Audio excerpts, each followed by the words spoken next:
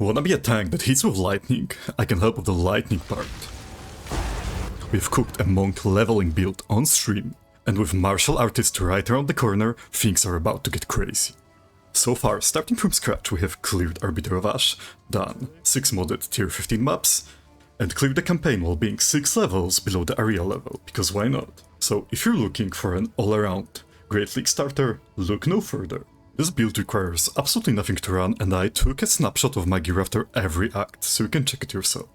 Be warned that early monk levels are pretty bad and I'm pretty stubborn, so instead of going Twister, I went Glacial Cascade, until I got Staggering Palm and switched into sweeping the floor. Our early game setup consists of Glacial Cascade, Frost Bomb, and Frozen Locust to carry us until the juicy skills come online. We also grab Consecrated Effect to make Glacial Cascade a little bit less pain in the ass.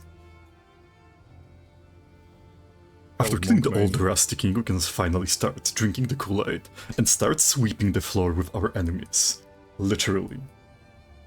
We unlock Staggering Palm and Wind Blast, which carry us all the way until Stormwave.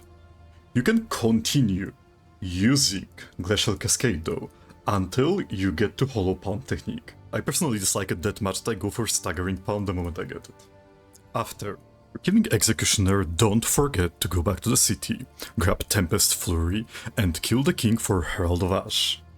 Tempest Flurry with Tempest Bell are gonna be our bread and butter single target damage. At this point we're pretty strong and we just continue to level the usual way, until we get to level 22 and one of our bigger power spikes. Stormwave! Now the skill is everything and more. It's a direct upgrade to our Wind Blast, it's our bread and butter AoE skill, and it's also a pretty decent single target skill when comboed with Bell. We continue leveling until we get to our next power spike, probably the biggest power spike for Tempest Flurry, which is Charge Staff, turning our power charges into flat lightning damage. How do we go about generating power charges? There are a few ways. First is using Killing Palm, buffing with Charge Staff before engaging the boss, and killing him before it runs out. Kinda easy. Second, there's an aura called Lingering Illusion, which spawns a clone behind you every time you dodge. When the clone gets hit by an enemy, it leaves behind a power charge. I personally tend to use it on my runs, as I got used to it. It's pretty easy. And you also don't have to kill anything, which makes it easier to generate charges on bosses. It's also possible to use Siphoning Strike, to consume shock on the target to generate a power charge, but I personally found it clunky so I didn't use it. And finally, with Martial Artist, it will be possible to cool your bells for power charges or get power charges on crit. We're gonna see how it goes. We're gonna see how it goes and how easy it is to obtain power charges and crit on your gloves. Now for our aura progression.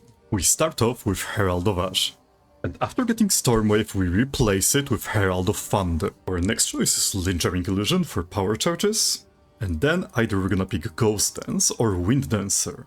But the Ghost Dance is getting a rework and it might suck, so I'm gonna check it out. In terms of gearing, our goal is to get our resistance as high as possible, stack evasion rating with energy shield as it scales our crit chance and attack speed, and hopefully get the gloves and an amulet with plus to all melee skill games, because it's a huge DPS increase.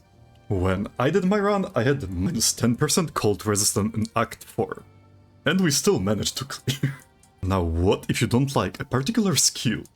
You can freely mix match them. Is there no downside to that? I, for example, in my empty game slot, was using Falling Thunder for a bit. It deals pretty good damage when you get too many power charges. I left in the end of the interlude chapter which support games I'm using for Falling Thunder. No, this is just the leveling guide. The endgame guide is gonna come out when we get to endgame. Although I'm leaving a snapshot of our monk that killed Arbiter, so you can check out the gear, and I'm planning on updating everything before Friday, so it's leak start already. I personally don't like releasing guides if I haven't tested the skill and it feels like shit and then you leak.